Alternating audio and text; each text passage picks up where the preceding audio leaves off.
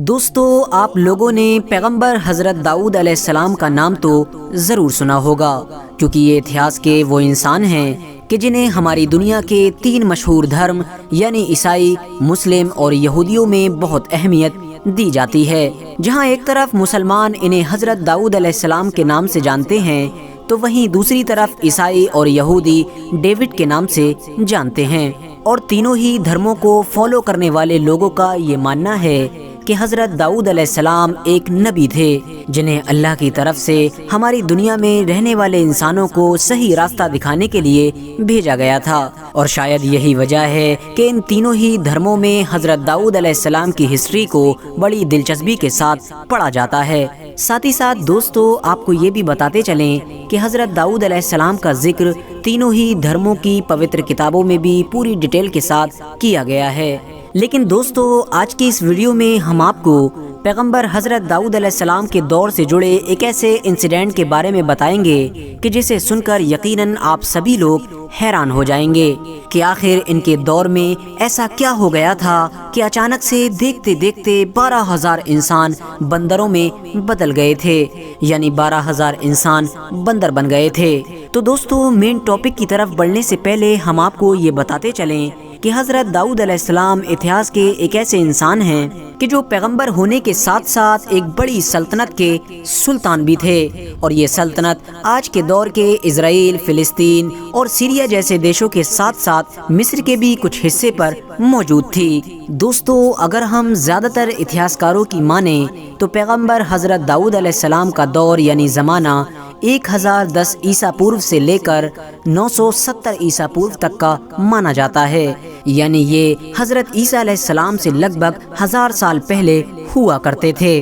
ان کی سلطنت میں ایک ندی کے کنارے پر ایلا نام کا گاؤں بھی بسا ہوا تھا، اور اس گاؤں میں رہنے والے لوگ بڑی شوق کے ساتھ مچھلیوں کا شکار کیا کرتے تھے۔ یہ لوگ شکار کرنے کے بعد نہ صرف مچھلیوں کو خود کھایا کرتے تھے بلکہ ان کو بیچا بھی کرتے تھے۔ دوستو، ویسے تو اس گاؤں کا تالاب ہر وقت ہی مچھلیوں سے بھرا رہتا تھا، لیکن سیٹرڈے یعنی ہفتے کے دن اور دنوں کے مقابلے میں زیادہ مچھلیاں آیا کرتی تھیں، اور یہی وجہ تھی کہ اس گاؤں میں سیٹرڈے یعنی ہفتے کے دن بہت زیادہ شکار کیا جاتا تھا۔ ایک دن حضرت داؤد علیہ السلام نے اس گاؤں کے لوگوں سے کہا کہ آج سے تم لوگ ہفتے یعنی سیٹرڈے کے دن مچھلیوں کا شکار نہیں کیا کرو گے، کیونکہ میرے رب نے مجھے تمہیں ایسا کرنے سے روکنے کا حکم دیا ہے۔ کیونکہ دوستو، جیسا کہ میں آپ کو پہلے بھی بتا چکا ہوں کہ حضرت داؤد علیہ السلام ایک بڑی سلطنت کے سلطان ہونے کے ساتھ ساتھ ایک پیغمبر بھی تھے، اور یہی وجہ تھی کہ وہ اپنی قوم کو صحیح راستہ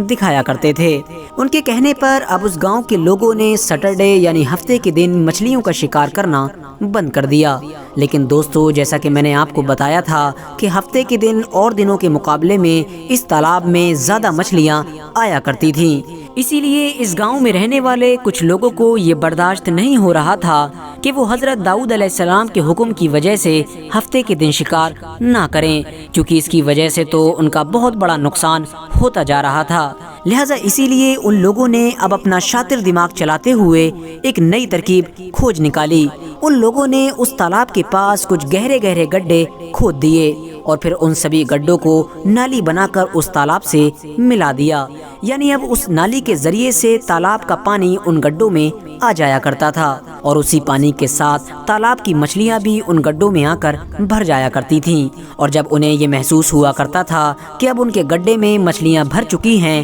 تو وہ نالی کا منہ بند کر دیا کرتے تھے، اور اب اس طرح سے تالاب کا پانی تالاب میں اور گڈھے کا پانی گڈھے میں ہی رک جایا کرتا تھا، اور پھر اپنے گڈھوں میں قید ہونے والی مچھلیوں کو وہ اگلے دن یعنی سنڈے کے دن نکالا کرتے تھے۔ کیونکہ دوستو، وہ نالی والی اس ٹرک کو صرف اور صرف ہفتے کے دن ہی یوز کیا کرتے تھے، کیونکہ ان کو ہفتے کے دن شکار کرنے سے منع کیا گیا تھا، اور ایسا کرنے کے بعد وہ لوگ کہا کرتے تھے کہ ہم لوگ ہفتے کے دن شکار نہیں کرتے ہیں بلکہ ہم تو اتوار کے دن ہی شکار کرتے ہیں۔ حالانکہ دوستو، شکار کرنے کے لیے اس غلط طریقے کا استعمال اس گاؤں میں رہنے والے سبھی لوگ نہیں کیا کرتے تھے، بلکہ اس معاملے کو لے کر اس گاؤں میں 3 گروپ بن گئے تھے۔ ایک گروپ کا ماننا تھا کہ ایسا کرنا بالکل غلط ہے، کیونکہ ہفتے کے دن نالی کے ذریعے سے مچھلیوں کو گڈھے میں قید کرنا بھی ان کا شکار کرنا ہی مانا جائے گا، दूसरा ग्रुप वो था कि जो ये मानता तो था कि ऐसा करना गलत है, लेकिन वो अपनी ज़बान से कभी मुखालिफत नहीं किया करता था, बल्कि वो इस पूरे मामले को लेकर हमेशा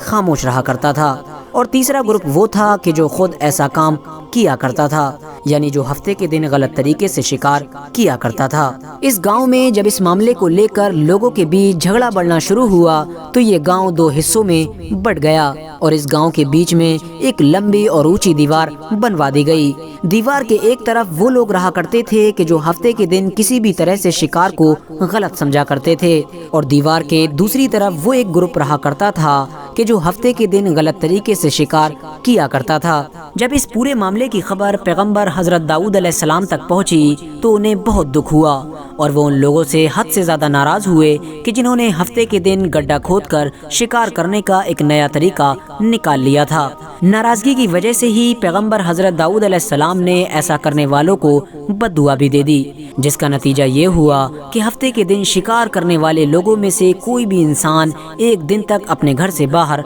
नहीं निकला। दीवार के दूसरी तरफ रहने वाले लोगों को जब हद से ज़्यादा खामोशी की वजह से शक हुआ तो वो लोग इस इरादे के साथ दीवार पर चढ़े कि आखिर देखें कि ये लोग अपने घरों से बाहर क्यों नहीं निकल रहे हैं। लेकिन जैसे ही ये लोग दीवार पर चढ़े तो हैरान रह गए, क्योंकि वो सारे इंसान के जो लगभग 12,000 के करीब थे अब बंदर बन चुके थे। बंदर बनने वाले लोग अपने रिश्तेदारों को पहचान भी रहे थे और उनके पास आकर रो भी रहे थे, लेकिन वो सही लोग के जो शिकार को गलत समझा करते थे वो बंदरों को नहीं पहचान पा रहे थे। रिवायतों में आता है कि ये सभी बंदर अगले 3 दिन तक जिंदा रहे थे, लेकिन इन तीनों दिनों में न तो जर्रा बराबर ये कोई चीज खा सके थे और न ही पी सके थे, जिसकी वजह से ये सभी लोग हमेशा हमेशा के लिए ख़त्म हो गए थे। फिलहाल दोस्तों, आज की अपनी वीडियो को हम यहीं पर ख़त्म करते हैं। वीडियो पसंद आने पर न सिर्फ वीडियो को लाइक करें बल्कि अपने फ्रेंड्स के साथ भी ज़रूर शेयर करें,